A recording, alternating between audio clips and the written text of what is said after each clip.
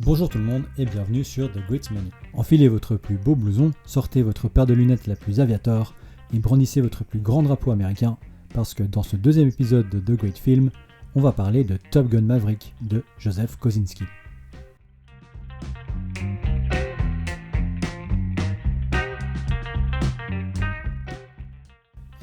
Sorti en mai 2022, c'est un des plus gros films des années 2020 en termes de recettes au box-office mondial. Presque 1,5 milliard de dollars de gagnés à travers le monde, c'est le troisième plus gros succès depuis la réouverture des salles après le confinement, juste derrière Avatar, la voix de l'eau et Spider-Man No Way Home. Suite de Top Gun de Tony Scott sorti en 1986 et déjà avec Tom Cruise au casting, qui incarnait le pilote Pete Mitchell, Maverick de son surnom, qui devait surmonter la disparition de son père survenue 20 ans plus tôt, la mort de Goose, son navigateur et meilleur ami, ainsi que sa rivalité avec Iceman, pour au final triompher des méchants aviateurs russes. Et aussi, il sortait avec Charlie, l'instructrice de l'académie Top Gun. Ce premier film, c'est pas ma came, désolé. J'ai beaucoup de peine à prendre ce film au sérieux parce que j'ai grandi notamment en regardant Hot Shots. Et du coup, quand je me suis retrouvé des années plus tard devant Top Gun, j'avais du mal à ne pas penser aux scènes que Hot Shots parodiait.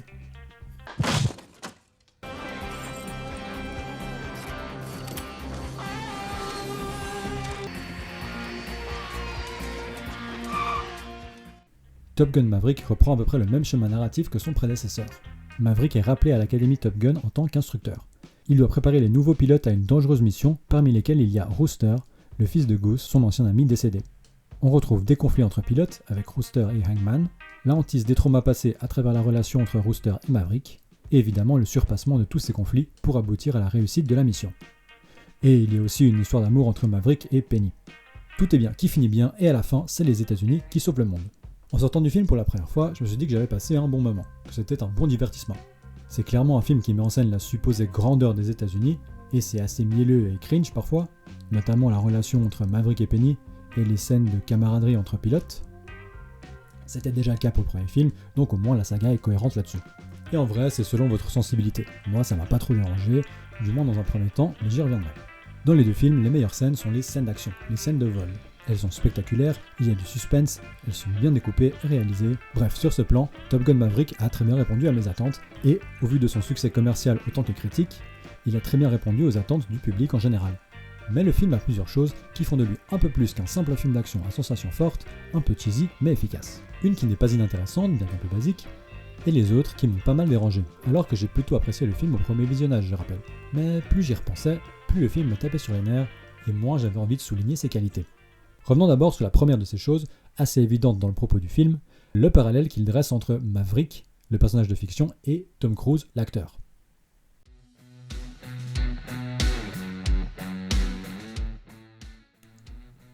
Dans Top Gun Maverick, ce dernier est présenté comme un pilote vétéran, un des meilleurs dans son domaine et qui repousse sans cesse les limites du possible. Comme Tom Cruise en fait. Tout au long du film, les deux se confondent. Le film reprend le rapport qu'a Tom Cruise à la fabrication des films, plus particulièrement aux films d'action, un amour pour les cascades, les effets spéciaux pratiques, le tournage en décor réel, bref, une obsession pour la matérialité de ce qu'on voit à l'écran qui en renforce l'intensité. Une démarche s'inscrivant à l'opposé du tournage en studio et sur fond vert, tout ça au service du grand spectacle et des spectatrices. La saga Mission Impossible en est le meilleur exemple. Il fait des cascades de plus en plus dingues au fur et à mesure que la saga avance, et en plus de ça, il est en préparation d'un projet avec Doug Liman pour un tournage dans l'espace. Au début du film, Maverick sauve sa petite équipe pendant un test de vitesse pour un nouvel appareil en passant Mach 10. Il met sa carrière en jeu pour sauver celle de ses collègues.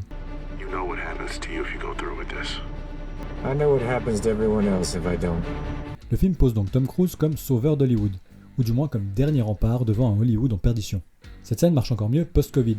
Le film a été tourné en 2018, mais il est sorti après, dans un contexte dramatique pour les salles américaines, et il a possiblement réellement sauvé certaines salles de la faillite.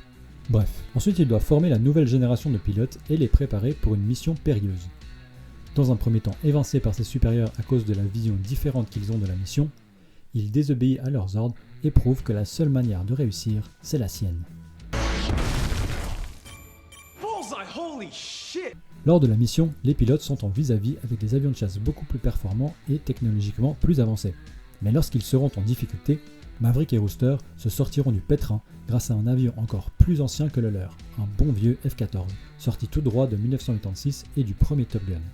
Ils arriveront à échapper à leurs ennemis parce qu'après tout, c'est avec les vieux avions de chasse qu'on fait les meilleurs pilotes. Si Maverick représente Tom Cruise, alors ses supérieurs sont une personnification de l'industrie hollywoodienne, tournant le dos à un certain savoir-faire et une certaine idée du cinéma d'action. La mission du film, quant à elle, représente le film lui-même, l'entraînement c'est le tournage, et les autres personnages se confondent également avec leurs interprètes. Le film se veut comme un passage de flambeau entre Tom Cruise / Maverick et une nouvelle génération partageant sa vision. Cette nouvelle génération, ne jouissant pas du même statut ni du même savoir-faire, a besoin de soutien et d'être guidée. C'est pour ça qu'il ne peut pas encore se ranger et laisser sa place. Cela ne les mènerait qu'à l'échec. Chacun dans leur domaine, Tom Cruise et Maverick sont les derniers grands des années 80 à être encore au top aujourd'hui. L'acteur est toujours une star du cinéma d'action, enchaîne les premiers rôles, fait lui-même ses cascades et est un succès quasi assuré au box-office. Le personnage, lui, n'a jamais cessé d'être pilote, refusant de troquer son avidité pour les sensations fortes contre un quotidien plus tranquille et moins dangereux derrière un bureau. Et il réussit toujours ses missions. Dernier élément, les ennemis et leurs avions, plus avancés mais ne sachant que faire de toute leur technologie, représentent les autres blockbusters, ceux reposant sur beaucoup d'images de synthèse, tournées en studio sur des fonds verts et tellement calibrés qu'ils en deviennent impersonnels. Malgré le fait que Tom Cruise et Maverick soient encore au top, ça ne les empêche pas d'être considérés comme des reliques du passé, un passé que les studios et les hauts gradés de la Navy voudraient bien enterrer définitivement. Maverick s'obstine à vouloir piloter alors que... Évidemment, c'est une allégorie de l'utilisation grandissante de l'intelligence artificielle dans l'industrie du cinéma, que ce soit pour le scénario, la voix des actrices ou même leur présence à l'écran. C'est quelque chose qui tient vraiment à cœur à l'acteur. C'est encore plus explicite dans le dernier Mission Impossible, Dead Reckoning, où le méchant du film est directement une IA. Bon, tout ça n'est pas inintéressant, mais ça reste assez en surface. Ça ne nous dit pas grand chose de plus sur l'industrie du cinéma, si ce n'est que nous présenter Tom Cruise et le film lui-même comme ses sauveurs. Il y a d'autres choses dans le film qui sont bien plus intéressantes et qui, m'énervent profondément.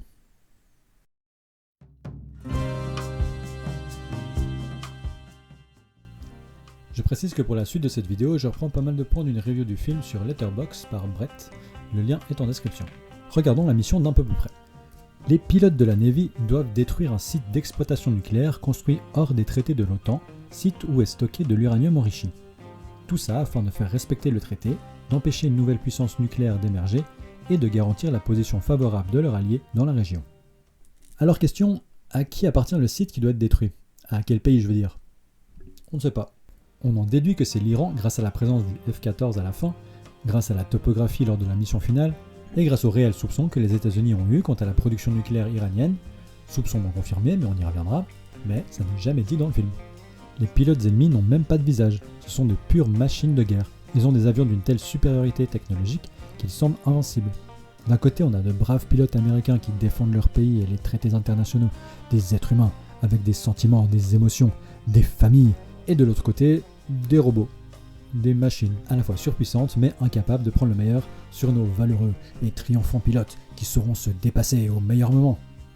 J'exagère pas, c'est aussi manichéen que ça. C'est les gentils américains, moralement supérieurs, contre les méchants, on s'en fout. Qui eux sont déshumanisés par contre. Alors qu'on parle quand même de relations internationales et de conflits politiques à grande échelle. À mon humble avis, c'est quand même plus compliqué que nous gentils et eux méchants. Alors qu'on peut réellement se poser la question de qui sont les méchants du film. Imaginez que vous êtes un des pilotes iraniens. Vous êtes ordonné de protéger une base encore non opérationnelle, vous n'avez pas vraiment eu votre mot à dire, ça se trouve vous savez même pas que le site est illégal, peut-être que vous savez même pas ce qui se trame en dessous de vous, vous êtes en train de faire votre petite patrouille quotidienne tranquille, et là t'as des connards qui débarquent et qui bombardent la base. Du coup, vous êtes ordonné de les prendre en chasse et vous vous faites dégommer. Pas de bol. Pas de bol pour la famille, Maverick. Et après, les connards ils sont contents. Ah, on a bien fait le travail, les gars. On est sûr que ceux qui sont réellement derrière la construction de cette base sont pas ailleurs dans des bureaux bien au chaud, On a détruit le truc, tué les méchants, on repassera pour la diplomatie ou les sanctions économiques. Bref, ça impliquerait de traiter son sujet avec sérieux et pas comme un gosse de 5 ans. Surtout que c'est pas terminé, le film est carrément révisionniste quant aux traités internationaux. Dans le film, le pays ennemi non identifié, l'Iran, est celui qui rompt le traité avec l'OTAN, mettant en péril certaines relations diplomatiques. Les États-Unis sont ceux qui résolvent cette situation et ramènent la paix. Déjà, rien que sur ça, dans un monde réaliste, leur manière disproportionnée de résoudre ce problème serait une escalade risquant beaucoup plus de mener à un conflit international, voire une guerre mondiale, que la construction d'un site illégal. Mais pire encore, dans la réalité, ce sont les États-Unis qui ont menacé l'équilibre diplomatique international en se retirant des accords de Vienne sur le nucléaire iranien.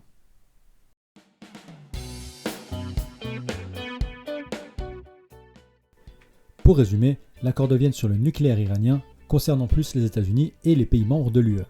L'Iran s'engage à restreindre son activité nucléaire à un usage civil uniquement et non plus militaire également, et accepte un contrôle renforcé de l'AIEA, l'Agence internationale de l'énergie atomique. En contrepartie, les États-Unis et l'UE lèvent de nombreuses sanctions contre l'Iran, notamment dans les secteurs de l'énergie, des transports et de la finance. Dans les faits, c'est bien plus détaillé, si ça vous intéresse, je vous mets les liens en description. Signé en 2015 sous la présidence de Barack Obama pour une durée de 10 ans renouvelable à terme, l'accord est remis en question par Donald Trump qui promet de revenir dessus, du moins sur certains points, dès sa campagne présidentielle. En janvier 2018, Trump souhaite ajouter à l'accord de nouvelles mesures coercitives contre l'Iran, ce qui est refusé par les autres pays membres. Le 8 mai 2018, 3 ans après leur signature, les États-Unis se retirent de l'accord, accusant l'Iran d'en avoir profité pour développer des relations avec les pays européens, ainsi que d'autres pays, groupes armés ou groupes terroristes du Moyen-Orient. Rien en lien avec le contenu de l'accord donc, et rien que les États-Unis n'auraient pu faire également. Le gouvernement américain accuse en plus l'Iran d'avoir violé l'accord à plusieurs reprises dès 2015. Accusation non confirmée par l'AIEA qui rapporte que l'Iran a respecté les termes de l'accord, même jusqu'à 1 an après le retrait des États-Unis. Suite à ce retrait, le gouvernement américain établit de nouvelles conditions très restrictives pour l'Iran quant à la possibilité d'un nouvel accord, mettant le pays face à un ultimatum. L'accepter, même s'il est en leur défaveur vis-à-vis du précédent, ou voir les États-Unis rétablir et même intensifier les sanctions à leur encontre. Ces derniers assumant de laisser le gouvernement iranien choisir entre le nouvel accord ou, je cite, affamer son peuple. Ne répondant pas directement à l'ultimatum américain, l'Iran établit également de nouvelles conditions pour rester dans l'accord, notamment une plus grande implication des pays européens. Sans réponse satisfaisante des autres pays membres et affecté par les sanctions, l'Iran reprend sa production d'uranium enrichi au-delà des limites de l'accord, 1 an plus tard en juin 2019. Après une petite escalade diplomatique entre 2018 et 2020, les négociations reprennent en 2021 sous la présidence de Joe Biden, mais n'aboutissent pas à un accord, laissant le dossier au point mort depuis 2022. Je précise ici que je ne prends pas parti pour l'Iran contre les États-Unis. Ce serait tomber dans un manichéisme aussi bas du front que le film. Je suis en profonde contradiction avec les gouvernements iraniens et américains sur de nombreux sujets politiques. Je suis aussi conscient que les relations internationales et la diplomatie sont bien plus complexes qu'un seul et unique accord. Je ne fais que remettre du contexte aussi simplement et de la manière la plus accessible possible sur la situation qui nous intéresse en vue du film, tout en restant le plus fidèle à la réalité possible et en me basant sur les recherches que j'ai faites pour l'écriture de cette vidéo. Au vu de la date de sortie du film, mai 2022 pour rappel, on pourrait se dire que ce que fait le film n'est pas si mensonger. Après tout, l'Iran a bien repris l'enrichissement d'uranium en 2019, au-delà des limites fixées 4 ans plus tôt. Peut-être que le film omet simplement de mentionner ce qui s'est passé entre 2015 et 2019, voilà, pas besoin de parler de révisionnisme. Alors le film est bien sorti en mai 2022, mais initialement il devait sortir 2 ans plus tôt, en été 2020. Mais bon, Covid oblige, il a été repoussé. Le tournage ayant commencé fin mai 2018, l'écriture du film est donc antérieure à ça, antérieure aussi au retrait des États-Unis de l'accord. Le script épouse donc la vision trumpiste de l'histoire, selon laquelle l'Iran aurait violé les termes de l'accord, ce qui est contredit, je rappelle, par les rapports de l'AIEA. Bref, on dépasse la réécriture historique pour tomber dans le pur mensonge, voire le conspirationnisme.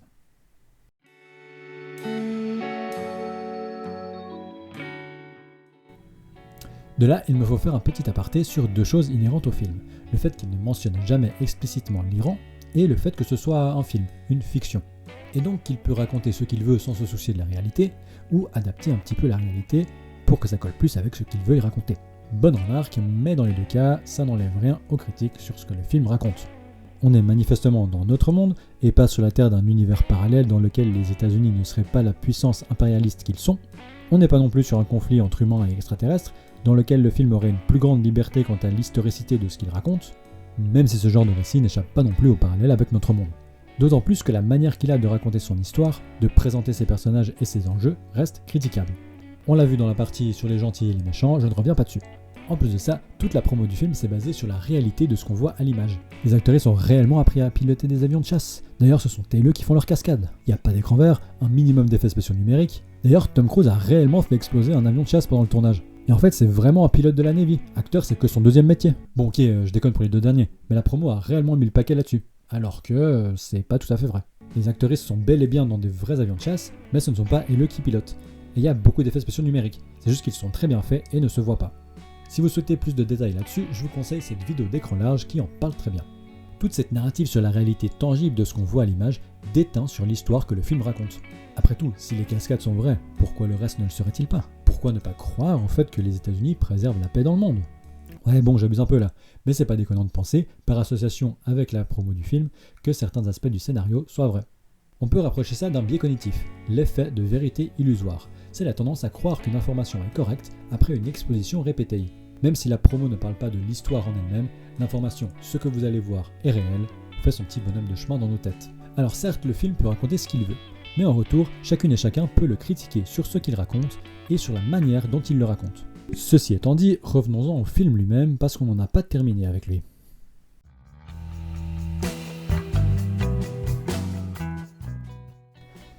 C'est de loin pas le premier film à présenter les États-Unis comme les sauveurs du monde, ça ne sera pas le dernier, il s'inscrit dans la longue histoire du soft power américain. D'ailleurs, renvoyer le film à son aspect fictionnel contribue à sous-estimer l'impact du soft power. En 1986, Top Gun avait déjà pour but de booster le recrutement de la Navy, ainsi que de redorer son image auprès du peuple américain, et européen pourquoi pas, 10 ans après la fin de la guerre du Vietnam. Top Gun Maverick existe dans le même esprit que son prédécesseur, après des décennies de guerre et de présence américaine au Moyen-Orient. Le film est fait conjointement et avec l'accord de l'armée. Le tournage des séquences aériennes se sont faites avec de vrais pilotes de la Navy qui ont entraîné les actrices à encaisser les multiples jets des vols, et les deux groupes ont travaillé main dans la main pour arriver au résultat final. Comme dit précédemment, les pilotes et les autres membres de l'armée sont présentés comme moralement irréprochables, et le bien fondé de la mission n'est jamais questionné. L'armée et ses membres sont montrés positivement tout au long du film, romantisés même. La camaraderie et l'esprit d'équipe y sont développés comme dans un film de sport, les conflits entre les membres de l'équipe font partie du jeu et servent ensuite à faire ressortir le meilleur dès le même. Il y a une fétichisation du matériel militaire, filmé au ralenti, au coucher de soleil, avec les pilotes qui leur font des petites caresses. Dis donc, t'es tout dur pour moi. J'adore tes courbes. Les avions peuvent être vus comme des extensions des beaux corps musclés des pilotes. Plus l'avion est touché, plus son pilote se rapproche de la mort. Notre empathie s'étend alors à la belle et fragile carlingue de ce gracieux appareil. Pardon. Ouais, enfin, elle est censée s'étendre à leur carlingue parce que c'est des bouts de métal, quoi. Oui, d'accord, c'est Claude. Non, puis c'est quoi ce nom aussi? Bon, je m'égare. En plus de la fétichisation du matériel militaire, le film glorifie la désobéissance. Maverick désobéit sans cesse tout au long du film, sans aucune conséquence. I have everything I need to have you court-martialed and dishonorably discharged. Or by appointing you team leader. C'est même mentionné comme quelque chose qui le caractérise, et qu'il a fait tout au long de sa carrière de pilote. You said it after they busted you for taking me on a joyride in that F-18. And the next thing I know, you're off to Bosnia. Il entraîne Rooster dans sa manie de faire ce qu'il veut, et l'encourage même à ne pas penser aux conséquences de ses actes. What the hell were you even thinking? You told me not to think!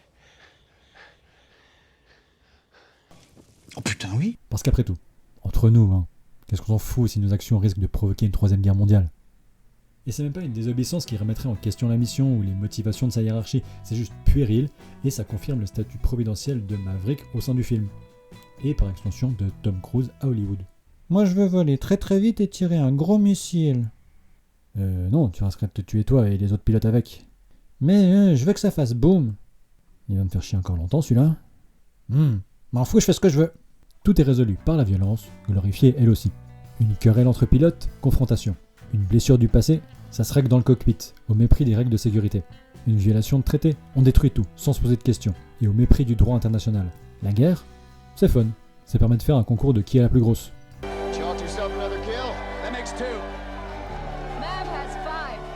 Le film est une grosse publicité pour l'armée américaine, la Navy en particulier.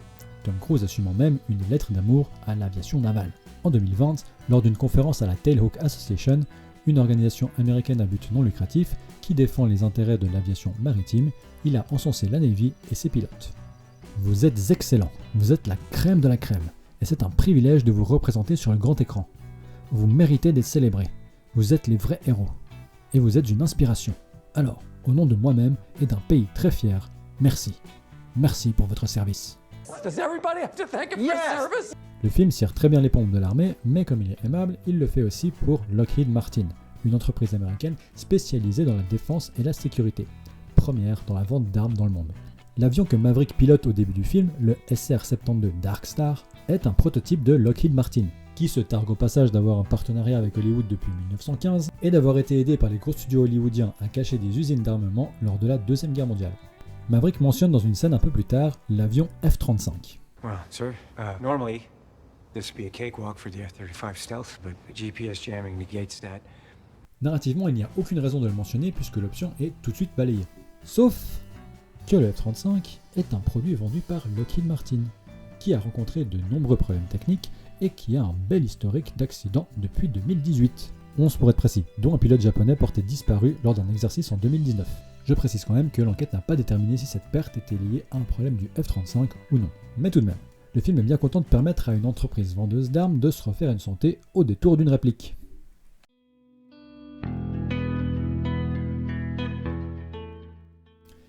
J'ai dit plutôt que le film traitait son sujet comme un gosse de 5 ans. Ce n'est pas tout à fait vrai, c'est plus fourbe que ça.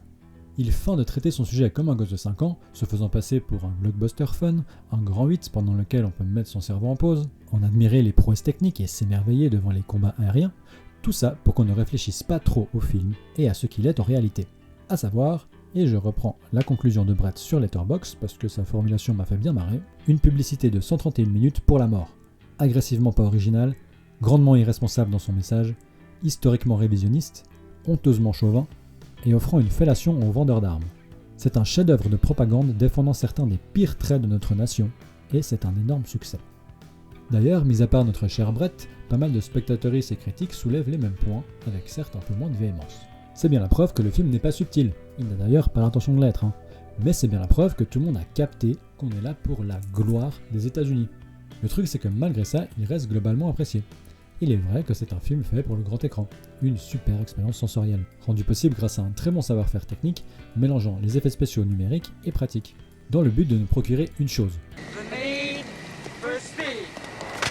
Le besoin de vitesse. Certes, le film prône la violence comme moyen de régler les conflits.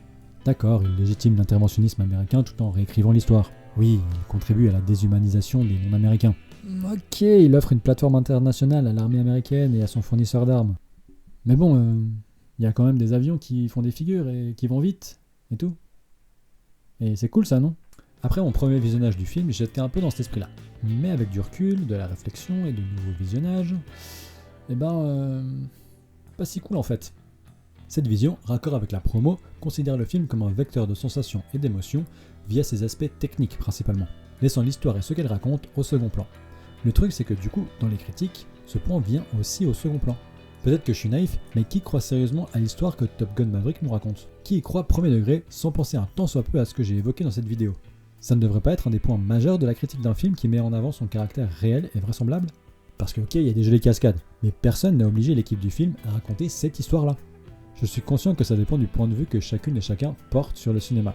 Personnellement, j'accorde une grande importance à l'histoire qui nous est racontée dans un film, plus qu'à son côté technique. Je sais que ce n'est pas le cas pour tout le monde, et je ne dis absolument pas qu'il faut éluder l'analyse technique et se focaliser uniquement sur l'histoire et son propos. Après tout, les meilleurs films allient les deux. Je pense par contre qu'il y a un meilleur équilibre à trouver, et qu'en tant que spectatrice, on doit être plus exigeant avec ce qui nous est raconté, surtout lorsqu'il s'agit d'un blockbuster grand public comme celui-ci. J'aimerais terminer avec un point que j'ai volontairement laissé en suspens. Une question quant à un des buts de la mission subsiste. Qui sont les alliés des Américains ? The uranium produced there represents a direct threat to our allies in the region. Le film n'en fait mention qu'une seule fois, mais c'est à mon avis important d'y répondre. Dans la région en question, au Moyen-Orient donc, leur allié c'est Israël. Les États-Unis leur fournissant une aide diplomatique et militaire inconsidérable, faisant d'eux le pays qui en bénéficie le plus au monde. Cette aide sert ensuite Israël au maintien de sa domination dans la région, la perpétuation de son colonialisme et la continuation de son génocide en cours à l'encontre du peuple palestinien. Dans le film, les personnages défendent à minima ce qui permet d'en arriver là, parce que c'est le cadrage politique et idéologique du film, et de ceux qui l'ont fait, présentant les États-Unis et leurs alliés comme moralement irréprochables. C'est donc sous couvert de cette moralité supérieure que les pays soi-disant civilisés se permettent de justifier leurs atrocités ? C'est donc ça, l'humanisme à l'occidental ? En fin de compte, peut-être que le film, certes de manière involontaire, touche ici un début de vérité.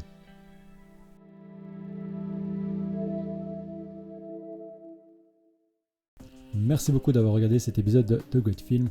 Comme promis, il était plus court que le premier. Si ça vous a plu, abonnez-vous à la chaîne, likez la vidéo, dites-moi ce que vous en avez pensé en commentaire, partagez la chaîne autour de vous, je vous remercie d'avance. Le prochain essai vidéo, ce sera pas sur un film, je me suis pas encore décidé sur quoi ce sera, mais j'hésite encore entre deux trucs.